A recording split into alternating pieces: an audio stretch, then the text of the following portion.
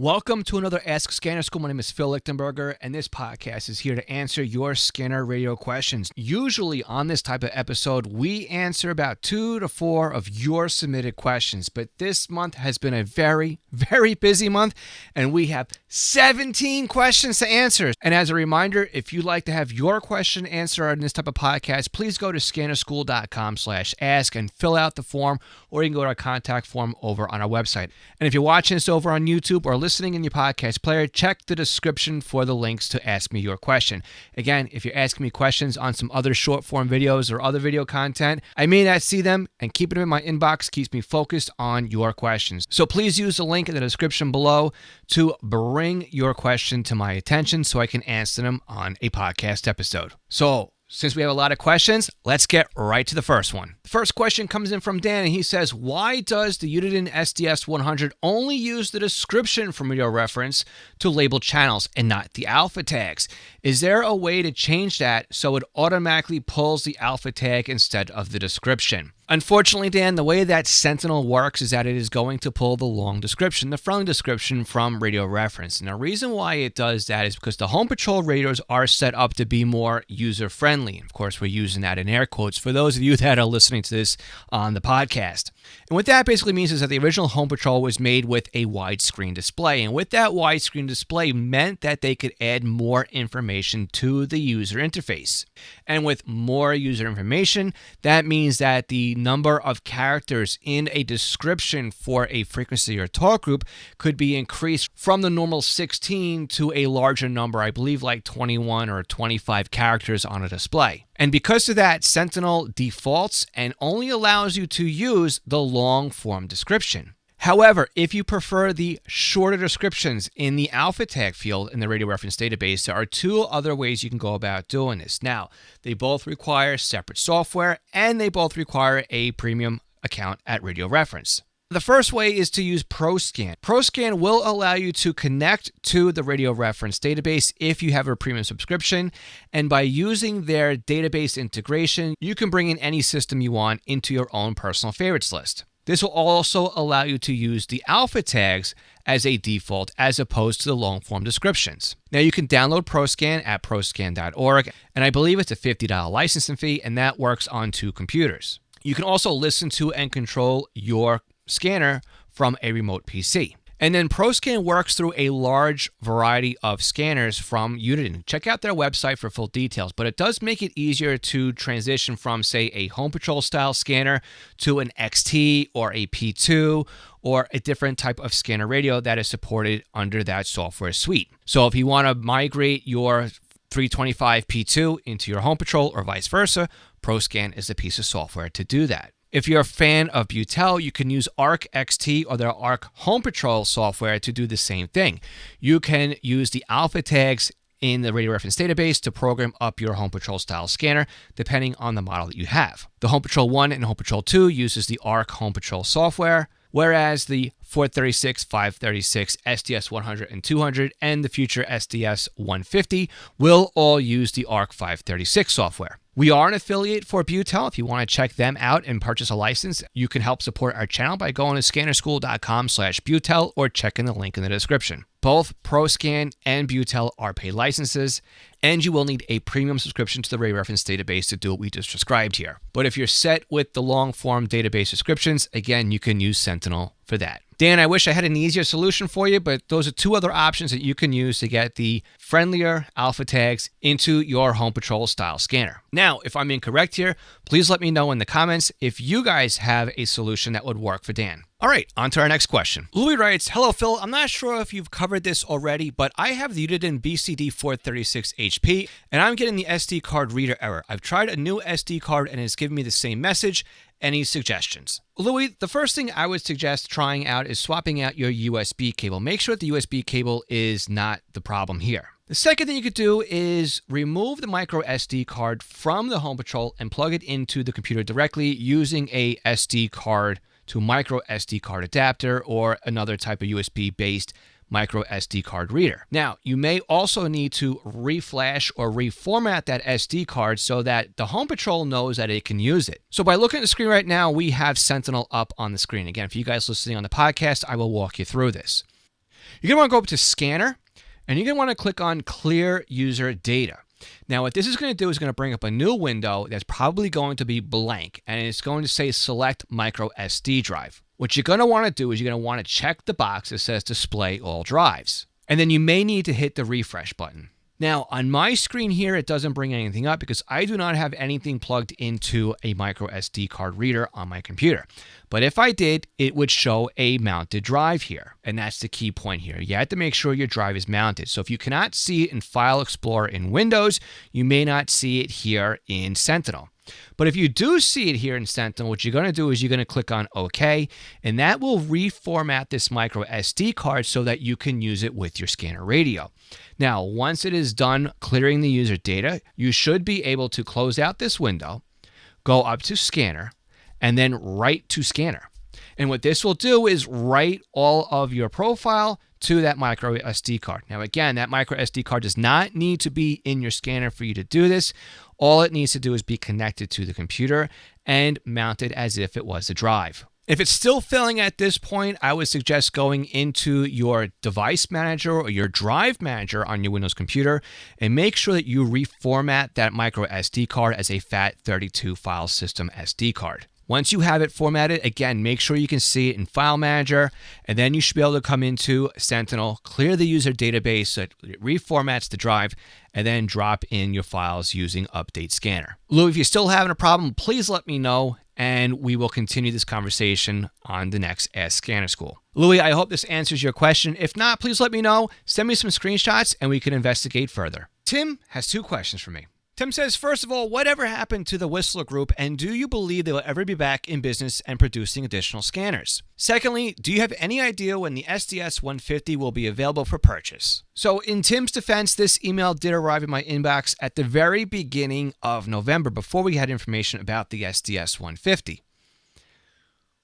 And since that time, we have learned that the SDS150 is currently available for pre-sale, and it should be arriving on doorsteps in just a couple of weeks. So Tim, to answer your second question first, the SDS150 should be out any day now. And if you're looking at buying the SDS150 and you want to help support our podcast, you can use the link scannerschool.com/SDS150, again, found in the description of this podcast, to purchase your scanner radio from Scanner Master. By using that link, that's an affiliate link that will redirect you over to Scanner Master's website to complete the purchase, and we will earn a small commission on the sale. Now, to answer your first question about Whistler Group, they are back in business and they are producing scanners, although nothing brand new has been out from Whistler. It's still the same old, same old. A couple of months ago, a new LLC was established called Goliad Enterprises or Goliad Products or Goliad something or other, and they acquired all of the rights to Whistler. So whether that means they just purchased all of the existing inventory or if they're actually reopening and recreating and building brand new scanner radios,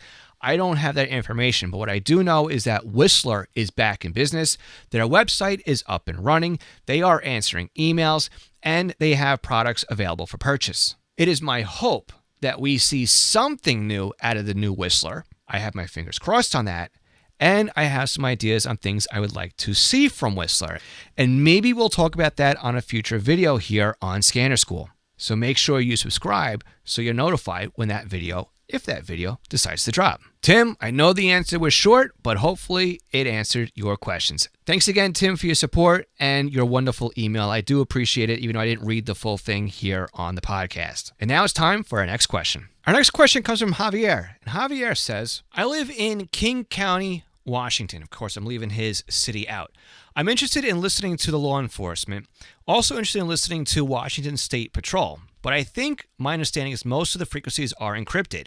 I also want airband frequencies since I work as an EMS flight mechanic for the Pacific West with Air Methods. He's also interested in the related bands to the PCERN trunked radio system and wants to know if he needs an SDS100 or a 200. So we have the radio reference database up right now for King County, Washington, and scrolling through the conventional systems, we do see that Airlift Northwest Dispatch. I'm not sure if that's the system you are talking about, but that is a P25 EMS dispatch frequencies. So we know right away we need a P25 radio. We also have this King County Metro Transit System here, which is DMR, which I don't think is anything you're too interested in, and also some public safety and some hospitals. Now, if you're interested in listening to some of these hospitals, again, you would either need DMR or NXDN, depending on if you want to listen to Harborview or Overlake. UW Medical Center is in FM. And as usual, all of the aviation frequencies would be in AM, and you can find those over in the airport section of the Kings County page on Radio Reference. And one thing to know here is they may be on either the old Smart Zone Motorola Type 2 or the new P25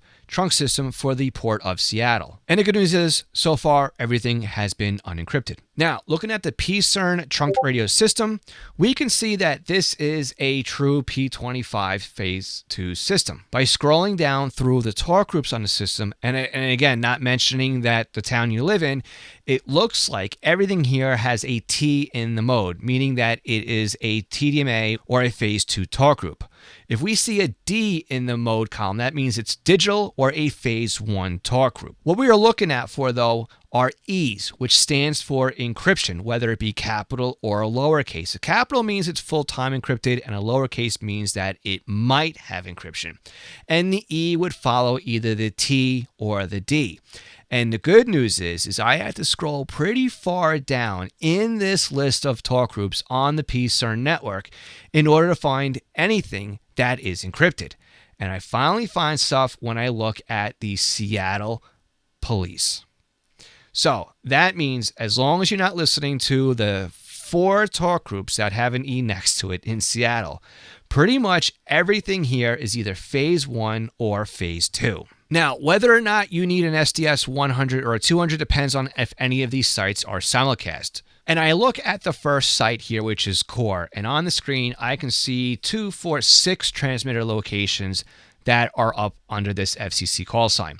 And I am going to have to assume that all 6 of these transmitter locations are linked together as one single simulcast site. And if that is the case, then that would mean that the SDS100, the SDS150, or the SDS200 would be your best solution for this type of system. Now, I also noted in your message to me that you are also taking our free SDR beginner course, and of course, that will help you out here as well. So if you decide to use SDR trunk or something like that, that would be a great way to start monitoring this PCERN system for a fraction of the price of the SDS series scanners. And if anybody's interested in taking that training course, you can go to courses.scannerschool.com and look for our free SDR course. So Javier, thank you so much for asking your question. Again, hopefully you found this information useful. And again, it looks like just Seattle PD has a couple of talk groups that are encrypted. So whatever radio you decide to go with, make sure it's P25, make sure it does Phase 2, and you probably want something that does simulcast. So again, I would recommend the SDS100 or the SDS150 or the SDS200. Again, we've put links to all of these radios in the description of this podcast episode, and they are affiliate links to ScannerMaster. Javier, thanks again for asking your question, and let me know which radio you decided to go with. This question comes in from Don. Don says, I am a law enforcement officer and a volunteer firefighter in Brevard County. My county is in Florida, and they just went to a P25 Phase 2 system. What is a good, cheap, reliable scanner to use? Yes, all LEO is encrypted, but I believe fire is not. So let's take a look at Brevard County, Florida on the Radio Reference database. So what we can see right here at the top of the county is it says that LE and Fire EMS have shifted over to a new P25 system as of October 2025. Nearly all public safety communications are AES encrypted and not monitorable. And below that, we do see some VHF frequencies here that are in FM mode for paging.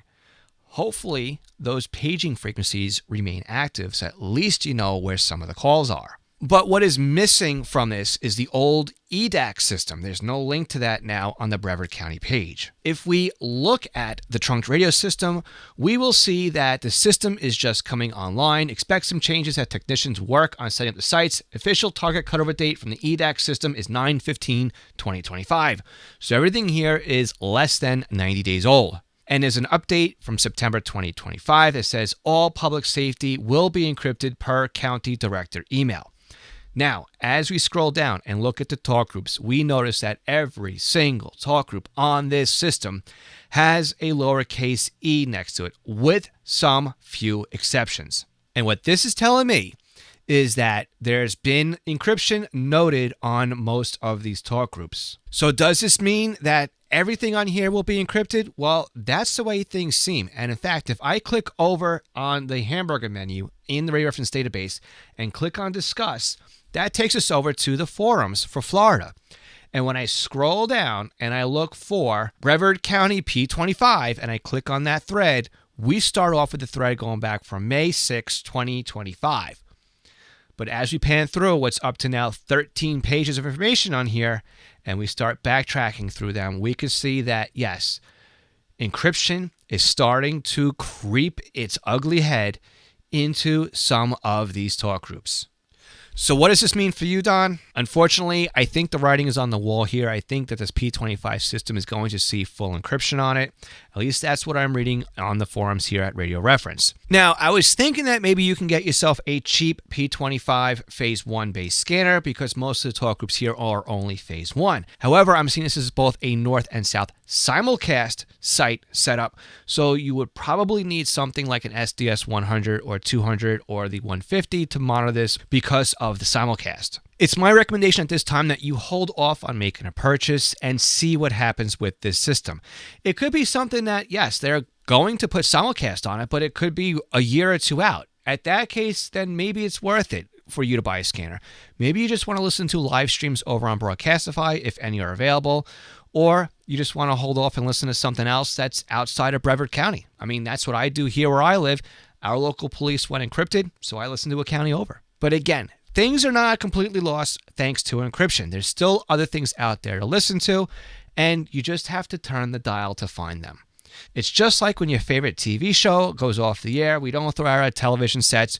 We turn a dial and we find something else to enjoy. Don, best of luck to you, and hopefully, I know this isn't what you wanted to hear, but I hope it does answer your question. This next question comes in for Bob, and Bob writes, I have an SDS200 that is 4 years old. I never updated the firmware or the database. I would like to do both. I downloaded Sentinel on my computer, and in order to run it, it says install the .NET Frame version 2.0 and gives a website to do this. Is this normal? I'm afraid to do it, fearing I will screw something up. Bob, I see this question a lot. This is something I actually wanted to create a video on, and I will do something really quick right now to help you out. I do have a brand new computer showing up at the shack, I'd say sometime this week, and again, I will be setting up an entire video on how I completely set up a brand new computer for my scanner radio use. So that'll be on our YouTube channel at some point in time. But in order to get you going right now with Sentinel and installing the .NET framework, let me show you how to do that. So the first thing we're going to do is we're going to go down to the search bar in our Windows desktop, and we're going to look for Turn Windows Features On and Off. And as I start typing that in, it's going to pop up. Again, it's Turn Windows Features On or Off, and we're going to select that. This brings up a window here with a bunch of options that we can toggle off and on. And you'll see on the screen right now, I have .NET Framework 3.5, which includes .NET 2.0 and 3.0, and I've also clicked on .NET Framework 4.8 Advanced. Go ahead and check on both of those boxes to enable that. Click on OK. Your computer will install the .NET framework. You will need to restart Windows, probably take a couple of more updates, but once everything is all done and the dust has settled, you will have .NET framework on your computer, and you will be able to run and use Sentinel. And it is just that easy. Bob, good to hear from you again. Hopefully all is doing well, and let me know if you run into any issues installing the .NET framework. This question comes in from Greg, and he writes, I have a Home Patrol 2 and it will not receive any transmissions. I have reformatted the SD card and it has no antenna signal. Do you have any recommendations on what may be the problem? I appreciate any help with this as I am stuck. Greg, what we have to do here is start from scratch here. So I would say, did you update the Home Patrol database? There might be some changes in your local area that are not on the default database that comes with the Home Patrol 2. The default database that ships with the Home Patrol 2 is very outdated, and you will need to do a database update using your Windows computer, using the Sentinel software in order to do that. Now, the good thing is here is that some questions that were already asked on this podcast episode go through how to update the Home Patrol database. So make sure you follow those earlier steps in the questions that came before this one to update the database in your scanner. If you're still having problems and are unable to hear anything, make sure that service types are enabled on your favorites list.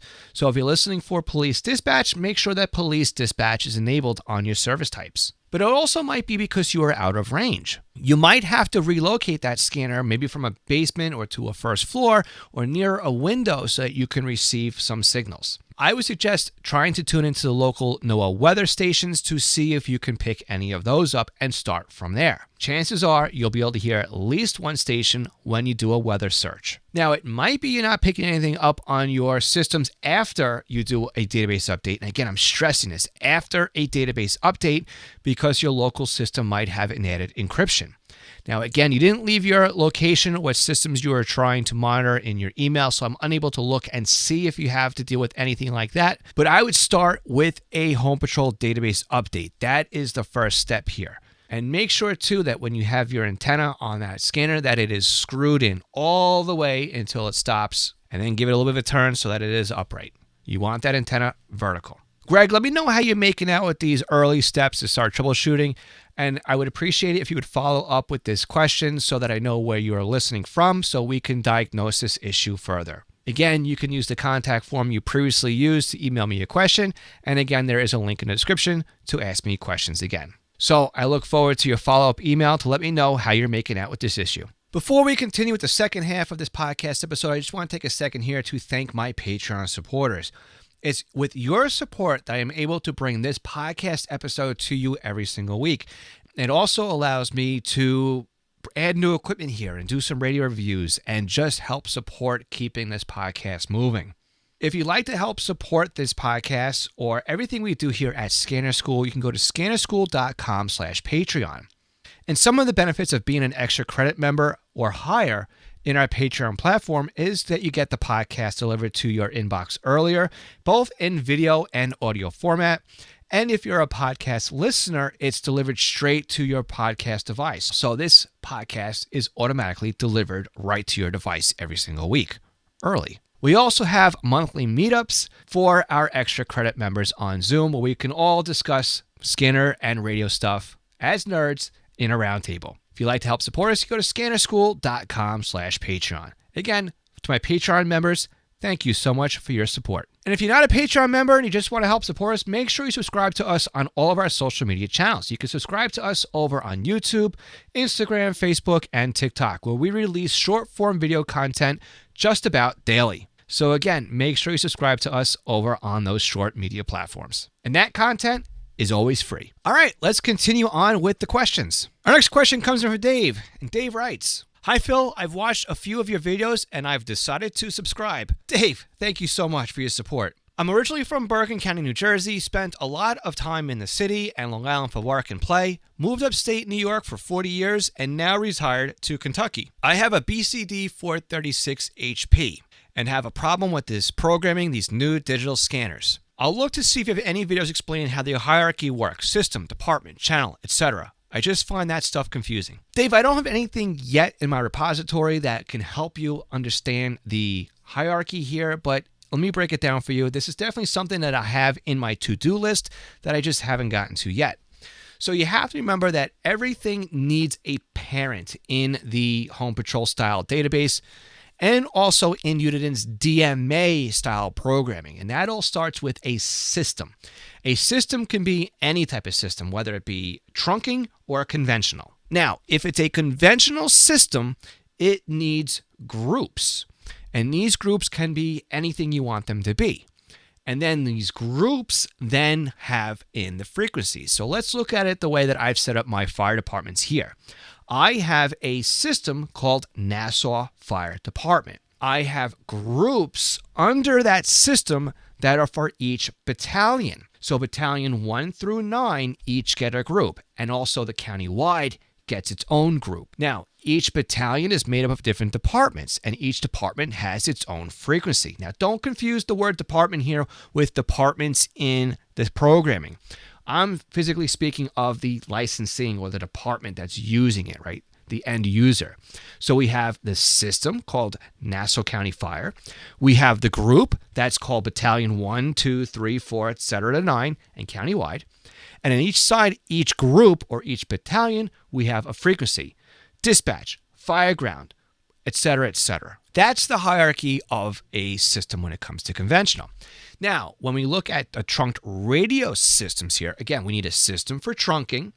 Then we need to tell it what kind of system is this. Is it P25? Is it EDAX? Is it DMR, etc., right?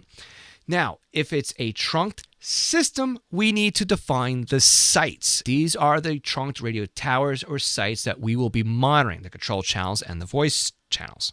Now, we also need the departments, right? Or the groups here. Now, again, these could be battalions, they could be countywide, they could be dispatches, they could be whatever you want to call them. And again, inside of these departments or these groups, this is where we put our talk group IDs. So again, we have systems, we have the sites, we have the groups, and then we have the frequencies or the talk groups. Once you understand that, it is pretty straightforward. Now, when it comes to labeling your quick keys and your group keys and your favorites list, that's where things get a little bit more confusing. And I would definitely recommend when it's a home patrol style database, just use the graphical user interface to toggle the systems off and on. That is the easiest way to do it instead of remembering, what 99 system keys are and quick keys and group keys, etc., unless you have a smaller number there. Dave, I promise you, in the future, there will be a video that explains this a lot better and in more detail. But for now, this is the quick, simple version of the answer for you.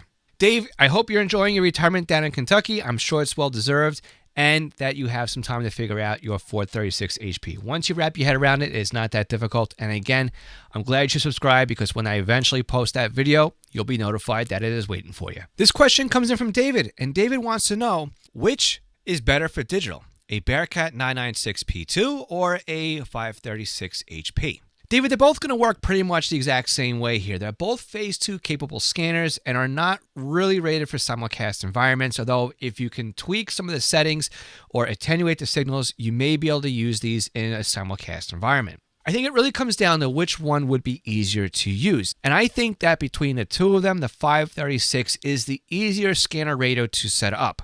The 536 uses the Home Patrol database, and that means you can use Sentinel to drag and drop information directly from radio reference into the scanner. If you buy the 996P2, you will need third-party software to program it, or you could program it by hand, which can be very tedious. The three pieces of software that you can use to program a 996P2 would be FreeScan, Butel Arc XT, or ProScan. Given the choice between the two of them and not looking at the price tags, I would suggest the 536 HP. Again, we will have links in the description for both scanner radios if you decide to go with the 996 or the 536, and both will be affiliate links to ScannerMaster. Now, I've been seeing the 536 has been listed on some websites as a closeout, so I don't know if that means that they're getting rid of it because the SDS200 has been out for so long now, or if it's just time to put that radio out to pasture. The 536 also has a much larger display that gives you a lot more information. The 996 has a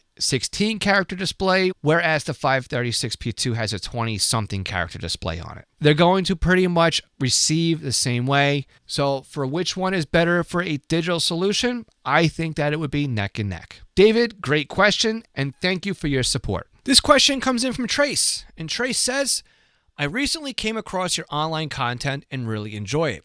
That said, my reason for contacting you is to hopefully get a recommendation. I just watched your video on the SDS150. We used Uniden years ago with good luck, but that's been a while. So Trace does give me a little bit more background about his use and says that once he buys one, he may likely need a tutoring session to learn how to make the trunking functions work.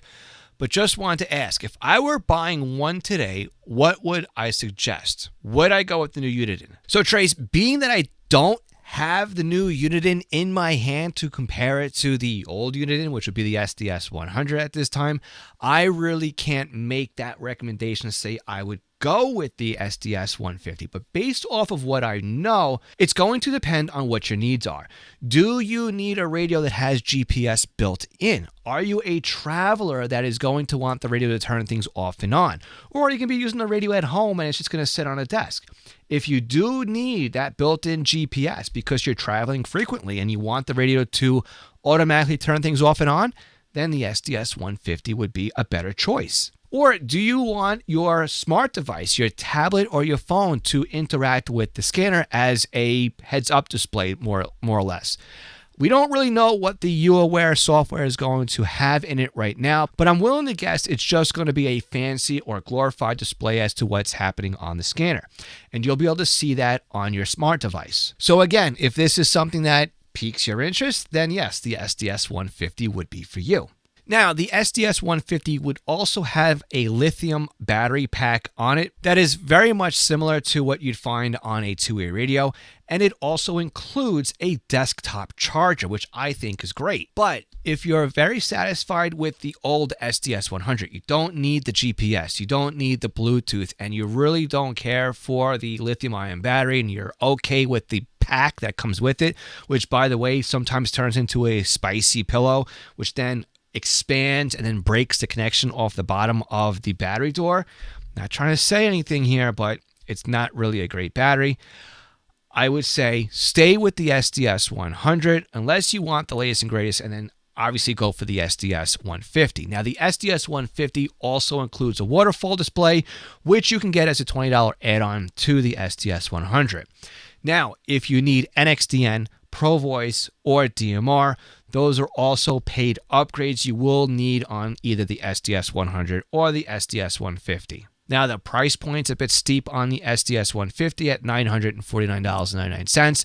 But again, we looked at this price point on some of our short form videos, and it is equivalent to buying a Pro 2006 in the year 1991. It was just like spending $950 on a scanner back then.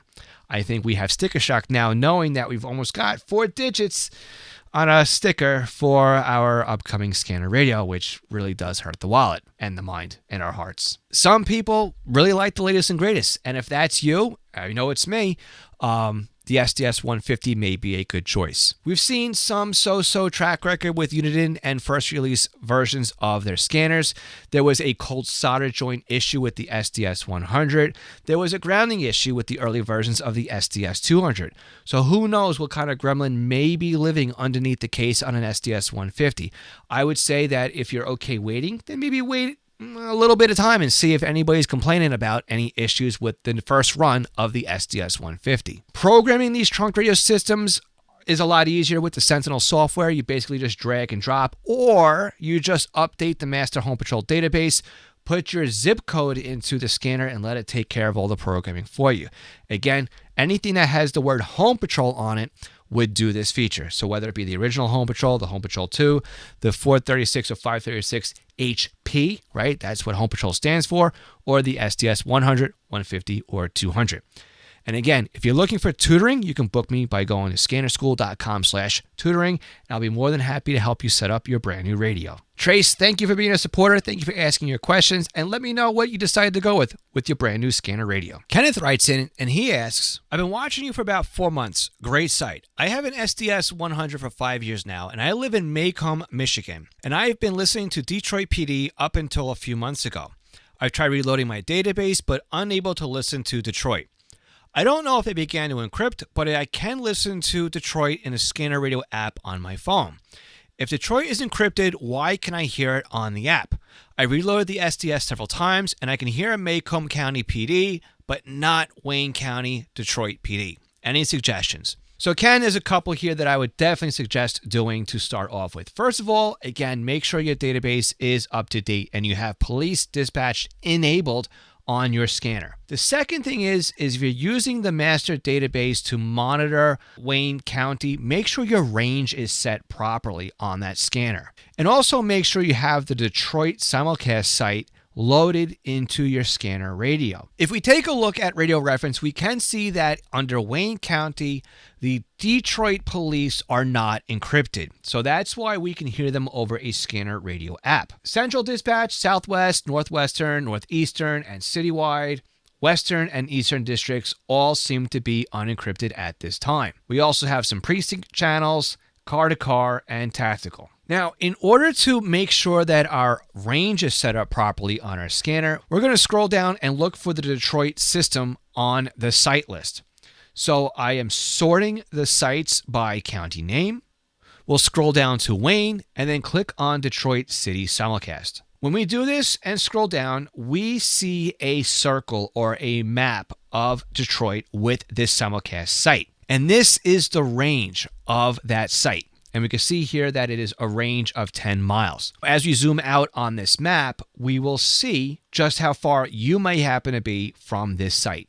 Now, unfortunately, I don't see any counties on here, but if you look at the main state of Michigan page here on the database, I know that Macomb is to the north and east. So if you're in here somewhere with your zip code, you will need to make sure that you are X miles away to get to this boundary here of this system. So how far are you from Warren, Michigan? I would use that as an example. Figure out how far away you are from Warren, set your range to that, and that should enable the Detroit simulcast site where the Detroit PD are operating off of. You may not even be in radio range of this system. I don't know how far away you are in Macomb. But if you can hear that site on this system, you should be able to monitor Detroit police without any issues. If you're too far away, well, again, there's always the live feeds on Broadcastify. But hopefully that explains why you're not hearing them. Either your range is set too tight, you just can't hear that simulcast site, or you've disabled the police dispatch on your scanner. But to answer the encryption question, no, it does not seem at this time that they are encrypted. Thanks again for asking your question. Our next question comes in from Steve. Hi, Phil. I know I can book an appointment for a one-on-one with you. However, I don't think I need that much help. More like your experienced opinion on my Discone antenna setups.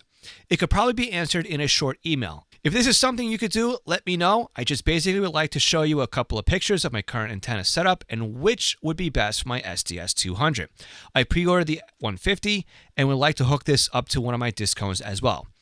If it's not something you could quickly do in an email, I will book an appointment. But again, I'm not really stuck on anything and don't want to waste your valuable time, but I have no problem paying for your valued opinion. Thanks, Steve. Steve, if you'd like to book me for an appointment, you can do that. I do find that when people come to me with just one or two questions and they think that's only going to take 15 minutes, it ends up being a full hour because questions and answers lead to some brainstorming and bouncing ideas. And before you know it, we've sat for an hour to talk. But again, email questions are always free. So if you'd just like to email me a continuation to this question, yeah, I'll be more than happy to answer it for you. Just keep in mind, I do not keep this email account open all the time. I check it on weekends. I check it when I have some time, and I definitely check it before I answer questions like this for the podcast. So yes, please send me the questions you have for me. Send me some pictures, and I will be more than happy to answer them via email at no charge. I do enjoy answering questions, and my preferred way to answer them would be for everybody to kind of hear the answer with a podcast answer. But to just go out there on a limb, a Discone antenna would be their best choice for a scanner radio because of its wide footprint. It will receive pretty well from, say, about 25 megahertz up to a gig, and it does cover most of the bands that we like to listen to as scanner radio users. Again, keeping that Discone antenna up as high as possible will help you with your reception because line of sight or height is king here, and keep it away from any transmitter antennas. So Steve, yes, please send me those photos. I'll be more than happy to answer your questions via email. Or if you do decide you want to book me for tutoring, go to scannerschool.com/tutoring. Our next question comes in from Lou, and Lou writes, I have a Motorola CDM 1250. It's VHF, 136 to 174. I need a new magnetic antenna mount for my vehicle. What can you recommend? Thanks. Lou, I like the diamond antennas. It's just what I prefer. It's what I've been using for years. Now, I've also used Comet antennas. I've used Larson. Jetstream is another antenna manufacturer who's out there. Personally, I either run with Diamond or Comet. Now, I like diamond antennas because I can kind of mix and match bases or mounts to the type of antenna that I want to use. So if we go to diamondantenna.net, which we see on screen now, we will see a whole pile of mobile antennas that we can pick from. Whether it be dual band, they call them slim gainers, they have magnetic combos, tri-band antennas, quad band antennas, mono band antennas, and also a mobile scanner antenna. Now, if you're looking for something that is right out of the box with a magnetic base, I would definitely recommend the MR77. I have used that one. And you could find that one by going to mobile antennas and magnetic antenna combos and click on the MR77 with the connector that you need. So again, MR77 should have a UHF connector on it, which we can see right here. But what we're really looking at here is the max power rating. What is the maximum power output of your CDM1250? Is it 50 watts? Is it 100 watts? Is it 150 watts? I don't know the specs offhand on the CDM1250. You're going to want to make sure that this antenna can handle your maximum output power on that radio. And also, you want to make sure that this antenna will work well in the frequency range. Again, these are amateur radio antennas, although for many antennas, they are okay for slightly going out of band. And the other thing that I like about the diamond antennas is the fact that you can mix and match bases. So for example, if I needed a mobile mount and it needs to be a magnetic mount, I can click and look at all of their magnetic mounts. Some of them have UHF connectors on them, and others have NMO connectors on them. They have mounts that go on trunk lids. They have mounts that go on luggage racks. And they also have mounts that have 3M tape on them as well that will stick to any flat surface. Once you figure out exactly what kind of mount you have and what the connectors are, then you can go ahead and look for an antenna that will fit on that connector. So again, if we're looking for a monoband antenna for VHF, we have all of these antennas here that we can pick from. And again, an MNO at the end of the name would indicate that is an MNO mount style antenna. So for example, this first one here can handle 100 watts. It's got an MNO mount on it, and our height is 13.8 inches. Now, I've never used this MR72B antenna, but I have used a 77 HRKS. I have also used a 7900, and I do own an MR77. On my house, I have a couple of diamond antennas, so I do use these antennas. So that's what I would recommend. And again, when you click on any antenna here, again, for example, if we click on the 72, you can look over here to the right and see where you can make a purchase of these antennas. If you go ahead and click on more, you'll see all of the deals where you can buy these antennas from. And again, I have purchased from RN Electronics, DX Engineering. I have purchased from Gigaparts, Ham Radio Outlet, and also at the bottom of the screen here, we have KJI Electronics. And one more thing to add here too is you're going to want to look at the connection on the coax line. What is the end or the terminating connector on that coax that's going to plug into your radio?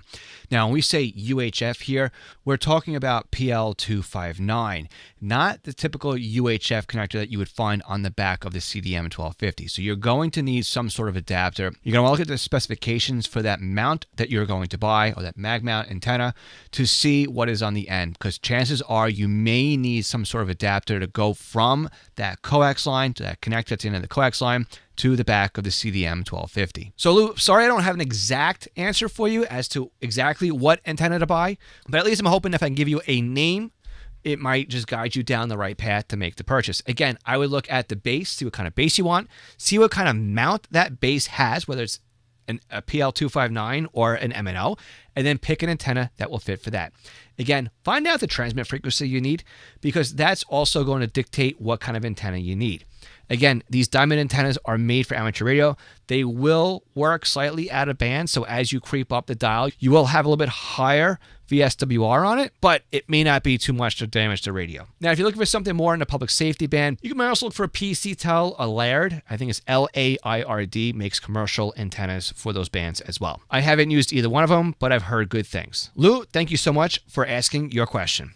Kenneth writes in and he asks, do you offer any paid services to help somebody figure out the appropriate scanner to purchase for the different channels they are wanting to try to listen to? Kenneth, yes, I do offer tutoring services, and to book me for tutoring, it's as easy as going to scannerschool.com/tutoring. Let's go over to the website and take a look. So if you go to scannerschool.com or scannerschool.com/tutoring, make sure you're on our tutoring page, and then you can scroll down and book me on a calendar. So if we move now into December, we will see that I have weekends open because they're not grayed out, and we have time. So say if you wanted to book me for the 27th, you can click on the 27th, and then you pick on a time that works. This opens up a contact form where you can put your name, your email, and also what type of help that you need. And then you hit book me. Once you hit book me, this will take you to PayPal to make a payment for our tutoring session. The calendar invite will have a link to Zoom where we can sit across from each other, whether it be on camera or not. That's entirely up to you. But we can also record that session so that you can go back and re-listen to anything that we've talked about. The tutoring sessions are booked for an hour's worth of time, and if you do need help setting up a radio or programming, I definitely recommend having that Zoom session on that computer so we can do a screen share, and I can show you what buttons to press and how to program your scanner radio.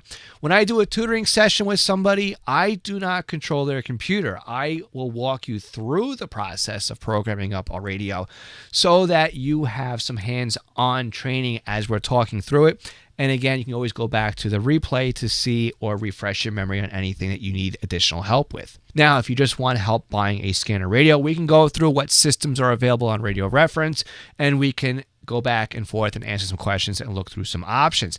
But again, if you're just looking for a scanner radio, an email is a really great, easy, free way to get that service out of me. Just let me know where you live, what it is you want to listen to, and I will reply back to email or with a video like this to answer your question for a podcast episode. And again, I like to answer questions via an episode like this so that everybody has the benefit of not only hearing the question, but also hearing the answer. So Ken, if you'd like to book me, go to scannerschool.com/tutoring, or just reply to your prior email with your location and what it is you like to listen to, and I'll follow up with an answer. Reset asks our next question, and he says, "Hello, happy holidays. I've got a question. I am a ham operator in Staten Island, New York. I used to listen to my local police stations, and then they went to a trunking system. I can't listen anymore. Do you recommend a radio that can do this?" I have bad news for you, Reset, and it's not something you're going to really like to listen to here. Yes, NYPD does have their own trunked radio system, but that's not the answer to your question. NYPD is moving completely over to encryption. They are encrypting everything, and they're encrypting their old UHF conventional frequencies as we speak. And it's been a slow roll, but it's been a steady steamroller that's been happening through all 5 boroughs. So if we look at NYPD on Radio Reference and we scroll down, we can see that there are some citywide frequencies that are not yet encrypted, because we look over here in the mode column, we do not see an E. But when it comes down to their conventional channels that are now P25, we notice that there's E next to a lot of these. And if we scroll down into Staten Island, we can see that everything is P25 encrypted with the exception of the patrol borough frequency. And this has been happening through every single borough. If we look at Queens, we just have a handful of precincts. The same holds true for Manhattan. If we look at Brooklyn, everything except for patrol is encrypted. And the same in the Bronx. Now, yes, there is a P25 trunk system that is phase 2 with 2 talk groups for Staten Island, and nothing on here is showing that it is encrypted. However, we really only have a handful of talk groups on here, and I don't know if anybody is actively updating this system. So what does that mean? That means NYPD is now off limits. They are encrypting everything under the sun, and they are just following suit some other major metropolitan departments such as Chicago. So with that being said, there's no scanner radio that I could recommend because encryption means that it is out of our hands. We cannot listen to it, and there is nothing we can do. Now, in New York, there is momentum to try to get something going so that journalists can listen to these encrypted frequencies from a bill that they're trying to pass. But again, I don't know what that means for us, the scanner radio user, because we are not journalists. So check the Radio Reference forums. There's some activity on there about that. But again, yes, the ugly E is making its way into NYPD. I wish I had better news for you, but this is just the way it is.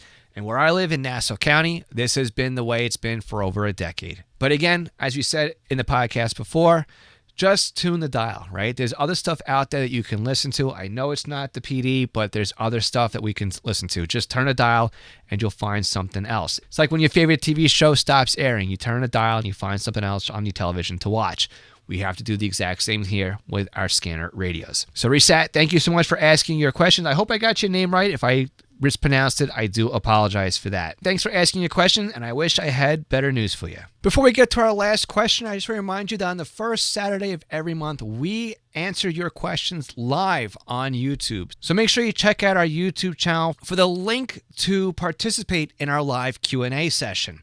Again, the first Saturday of the month is usually when we hold these at 10 a.m. Eastern Time, and a replay will be made available after the event has ended. If you're not yet subscribed to our podcast or subscribed to us over on YouTube, please take a second to do so. It really helps our numbers, and it helps recommend these videos and podcast episodes to others who share the same interests as you. It certainly does help support our channels. And if you do like this kind of content to show up in your feed daily, make sure you follow us over on either Facebook, Instagram, TikTok, or on YouTube, where we do release short form content that is related to the scanner radio hobby. And if you have a question that you'd like me to answer in a podcast, you can go to scannerschool.com/ask.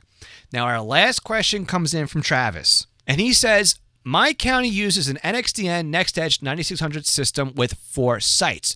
When scanning, do I need to scan all 4 of these sites or just the site closest to me?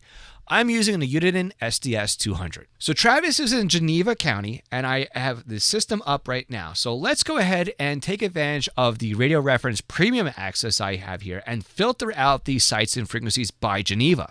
So I'm going to click on the little filter here, and I am going to pick Geneva and set the filter. This quickly filters all the sites and frequencies to just Geneva, and we have 5 sites here. And we can do the same thing for talk groups. I can do a filter on the talk groups, and I can filter by county. I can pick Geneva, and we can set the filter. And here we have a quick summary of everything in Geneva County on this trunk system. Now, because this is a NXDN system, I would actually recommend putting in all of these trunk sites into your scanner radio and not just scanning the one closest to you. And that's because of the way that trunk radio systems work. Now, trunk radio systems are based for radio efficiency and for the end user. We're not the end users. We're a bunch of leeches that are listening to this system. The end users are the paying customer, the actual radio users. And if the system is not set up to broadcast a talk group ID on all the sites in the system, or if there's no end user affiliated with that site, that talk group will not appear on the site. So for example, if you're listening to a department that only operates on the north end of the county, and there's no radio ID associated on the south end of the system, then that south site will not carry that north end talk group. So it's very important that if you want to monitor a geographical area or a talk group that's only active in a particular geographical area served by a particular site, you're going to want to make sure you have that site in there. Countywide talk groups like police, that talk group is most probably on every single site in that system. So yes, at that point, you can just listen to that site. But here's where it gets a little bit exciting. You can actually diagnose this yourself. Listen to one site. See if you hear most of that conversation. See if you don't hear that talk group show up. If you're noticing that you're not hearing that talk group show up, then you know that that talk group is not on that site. But if you hear that talk group showing up all the time, then yes, you can just listen to that one site. Now, if you have a second radio, you can listen to 2 sites and start noticing if you're hearing or missing conversations. Or if you have a software-defined radio, you can do the same thing and monitor multiple sites at the same time to physically see with your eyeballs if you see that talk group showing up on multiple different sites. But short story, short summary, if it was me programming this and not knowing anything else, I would say absolutely. I would program in all the sites on that system in that county to ensure that you are hearing the talk groups that you expect to hear. Only after you rule out the fact that these talk groups show up on all the sites or the sites that you want to monitor, that I would start cutting back on some of the sites in my scan list. So Travis, I really do hope that answers your questions. Again, it's going to be very dependent on how that system is set up and where the users are actually on in that radio network. Before we close out this podcast episode, I want to read some feedback that I received from you guys over the last month, and I would love to share these with you. Pat writes in and he says, "Love the interview with Mick Radioface. A visit with him could be cool about any changes in monitoring or equipment setups. Cheers." Pat, thanks again for your feedback. And again, if you want to check out that podcast interview, we'll put a link to it in the description. D writes in and says, "Found your podcast a week or so ago and enjoy going through them from the beginning. I hope there's many more to come. It's been quite informative and hoping to run across the ones as to how to get the scanner to work with recording audio successfully. Lots to go through, but I'm determined to get it all set up with ProScan. I hope this reaches you in reasonably good health, and I'm looking forward to enjoying both the hobby more in depth now that listening to others within the hobby. Thank you all for the time and work you've invested in this project. The resources has resuscitated my interest and commitment to simply listening. Thank you." D, thank you so much for the feedback. Joe writes in, "I found your TikTok videos and it inspired me to take out my FT60R that I had bought years ago but never learned how to use it. I'm working on entering local repeaters to start listening to local ham radio. At some point, I'll grab you for some tutoring, but until then, I'll continue to listen and watch you." Joe, thank you very much. And finally, Phil writes in. Phil, great to meet you. Phil says, "My name is Phil. I live in New Mexico. I'm a retired Navy vet. I've been a scanner nerd since 1974 when one had to know what frequency to buy crystals for the radio. My collection is not as extensive as yours, green jealousy, but I do enjoy tuning into the world, shortwave buff too. I enjoy your podcasts, YouTube, and Facebook posts. It's great to know I am not the only one out there. Keep up the great work." Phil, thank you so much for your service, and I hope that you are enjoying your time out in New Mexico. Thank you again for your feedback. I really do appreciate it. And for anybody else who'd like to leave me some feedback, please go to scannerschool.com and click on the contact form or leave me a message. Or you could just email me, phil@scannerschool.com.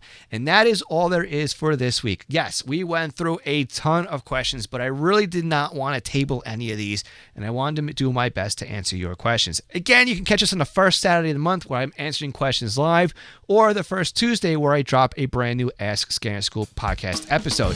But that means I now need more questions. So make sure you go to scannerschool.com/ask so that I have questions to answer next month. Don't wait. Do it today. Scannerschool.com/ask. We'll catch you all again next week, 73. My name is Phil Lichtenberger, and this is Scanner School, where we answer all of your scanner radio questions.